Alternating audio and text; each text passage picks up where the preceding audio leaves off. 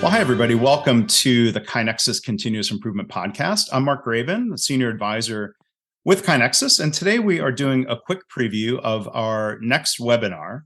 It's going to be presented November 15th, 1 o'clock Eastern. It's titled Mindfulness and Leading Lean.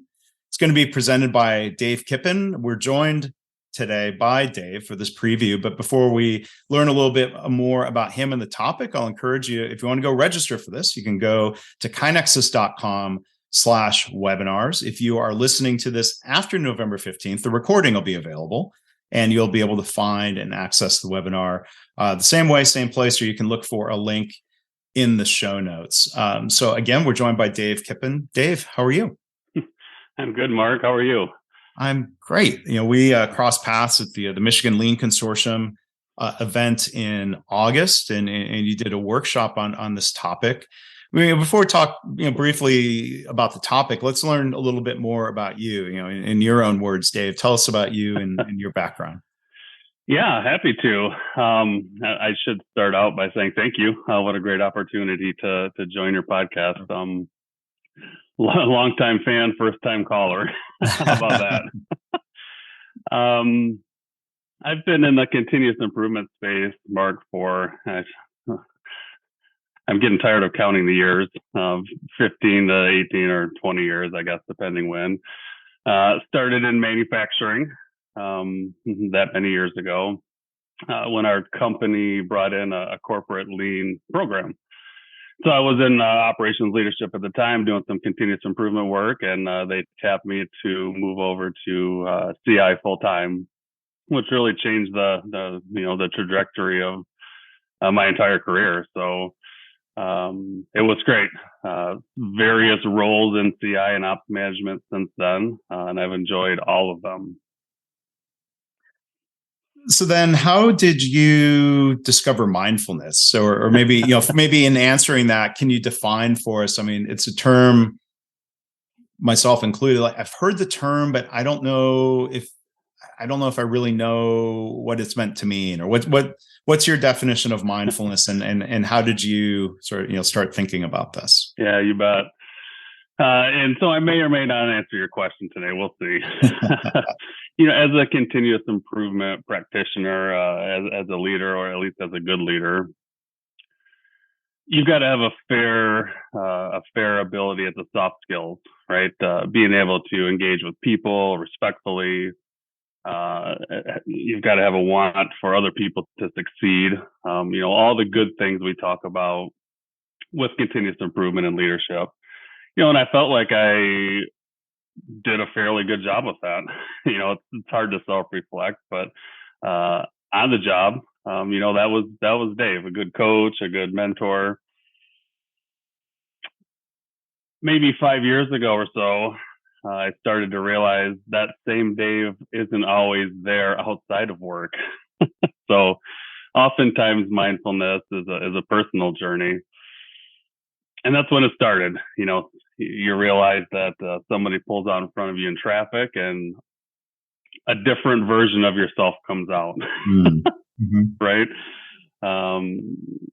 Something silly happens at home. A cat knocks your dinner plate off the table, and for some reason, a different version of yourself comes out.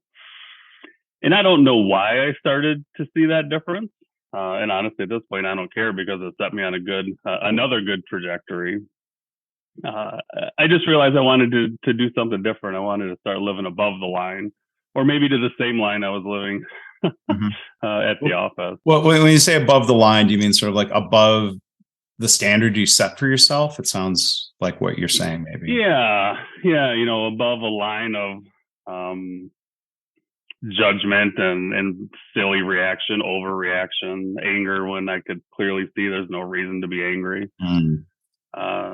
What I've learned now is a more mindful life. So that's kind of how it started. At the time, my wife was kind of dabbling in meditations and mindfulness things. And, as a lifelong learner, I thought, well, I could do this. I could read a book.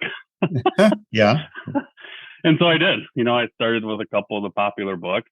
Eckhart Tolle, he's an author of lots of good content on mindfulness and things like that. And it's gone from there. I don't know, 10 or 15 versions of mindfulness books later. I'm pretty deep into it.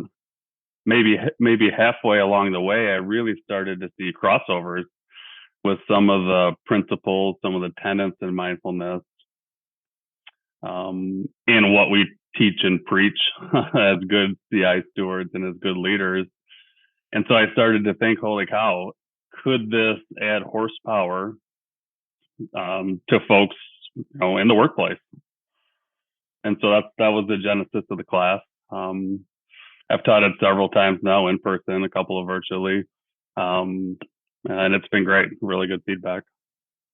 Well, I'm glad you're going to be able to share this with us, and I appreciate the context of you sharing the perspective of kind of your own journey on this. And we'll learn more. I know on November 15th, but I think one thing you've clarified for me here. Let me read back and see if I'm hearing you right. That mindfulness is maybe related but different than being, quote unquote, being present. Where what I hear you saying about mindfulness also maybe relates to self-awareness, emotional intelligence, emotional regulation, things that would be really important in the workplace. Of somebody brings us bad news, how do we react? Something goes wrong, how do we react? You've got to show the red X up on your KPI board to the boss, right? How does your mind and body handle that exactly?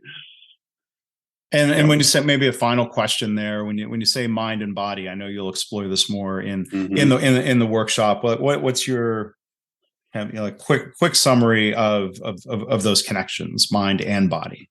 Yeah, they're inseparable as you learn more and get deeper into it. The feelings and sensations in your body are a leading indicator, if you will, what your brain is going to do.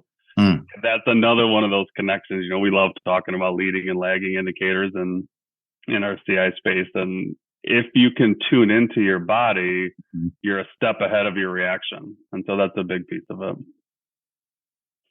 And I the webinar will be your time for this, but you are making me think of, I'll share a personal reflection here of trying to get better, like you said, of being careful about reactions. I remember the chance, seeing Stephen Covey talk once. He wrote about this of, creating space between stimulus and response. And there are times where I have certainly been responding to stimuli in a way, sort of like you say, like, this is not really the version of me that I want to be, firing, getting angered by somebody's comment on social media or an email and firing off the reply.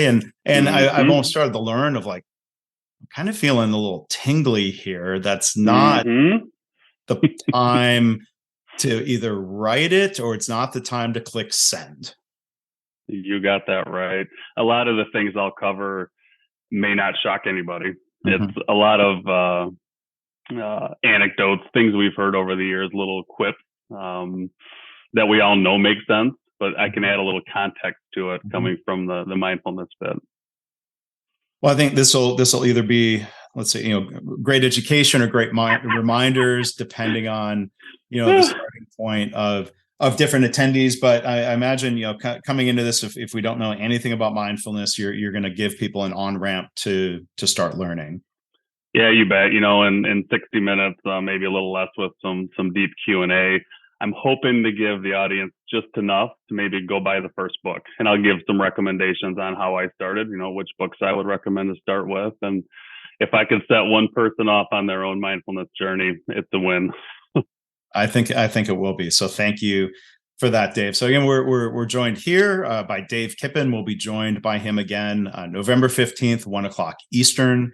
Mindfulness and Leading Lean as a webinar, and you can also listen to it here in the podcast feed. But if you want to be able to see the session live and ask questions and interact with Dave, we certainly encourage you to register at KaiNexus.com/webinars, or look for a link in the show notes. So Dave, really looking forward to it. I mean, selfishly, I think this is something I can and need to be learning from and bettering on my own CI journey, if you will. I know it's really going to help the audience. So again, thank you in advance for that. Thank you for being here today.